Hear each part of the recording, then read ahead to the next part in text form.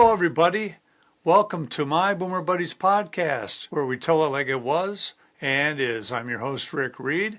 This is season 3, episode 2. So glad you are here. If you're new, welcome. If you've been here before, thanks for returning, and make sure all of you tell a friend. Today, we're going to talk about dances that swept the nation through the years. And there's so many that can be put on an episode. Dance fads throughout the years are fascinating to look at, and the nostalgia that it brings out in you is really incredible. What I'm going to do is I'm going to run down some fad dances, and some of those are individual dance steps. Some are for couples and some are for groups. Well, first of all, there's been dance fads from back in the early 1900s.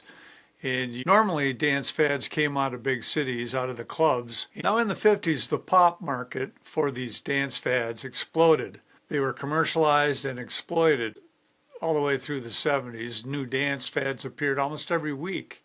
Many were popularized versions of new styles or steps created by African American dancers who frequented the clubs and the discotheques in the major U.S. cities like New York, Philadelphia, Detroit, among other areas. Now, among those were the Madison, the Swim, the Mashed Potato, the Twist, the Frug, the Watusi, the Shake, and the Hitchhike. Now, many of the 50s and 60s dance crazes had animal names, like the chicken, the pony, and the dog. In 1965, Cannibal and the Headhunters had a hit with the 62 song Land of a Thousand Dancers, which many of these dances were named. Now, some of the dances were standardized versions of the dance moves were published in dance and teen magazines and often choreographed to the popular songs. Songs like the Locomotion were specially written with the intention of creating a new dance, and many more pop hits, such as Mashed Potato Time by Dee Dee Sharp. Those were written to cash in. In the early 70s, disco spawned a succession of dance fads, including the bump, the hustle, and the YMCA. And this continued into the 80s with songs like Walk Like an Egyptian by the Bangles, and in the 90s, the Macarena. The 2000s, the Ketchup Song, and in 2010, Gangnam Style. Now what I'm going to do is I'm going to mention some songs from the 50s to the present, and I want you to make a little checklist in your head of ones that kind of touch you emotionally. Okay, the 50s, you had the Chicken. 52, the Bunny Hop. 57, you had a song that was number 1 by Danny and the Juniors, At the Hop. And that came out in December of 1957. Like I said, was number 1 for 7 weeks. After that, you had the Madison, the Stroll, the Hully Gully in 59. 1960 brought in the Shimmy. Also, 1960 brought in the Twist, Chubby Checker in all its variations. 61, you had the Chicken Walk. 61 also brought us the Pony. 62, the Locomotion, also the Martian Hop, the Mashed Potato, the Monster Mash. In 62 also brought the Swim and the Watusi, the Popeye Dance. 63 brought us the Hitchhike and the Monkey. 64, the Frug, also the Jerk. 65 brought us the Freddie and the Dreamers was the band that performed that. 65, also the Mouse, the Limbo. 66, the Batusi, the Shake. My wife brought this one up. In 1970, the Sprinkler, the Penguin in 1971. 72, the Hustle. 73, Time Warp. 75, the Bump, and the Tragedy. Mid-70s, you had Grinding.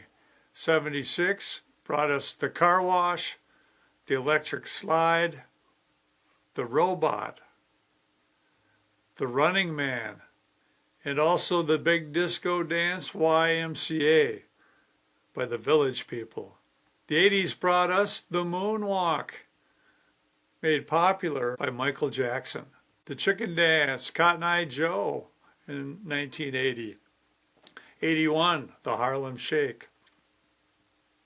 82, the Safety Dance. Michael Jackson ushered in a dance with his hit song Thriller. The 90s brought in Carlton Banks, the fictional character portrayed by Alfonso Ribeiro on the NBC television sitcom The Fresh Prince of Bel-Air. Alfonso Ribeiro hosts Dancing with the Stars.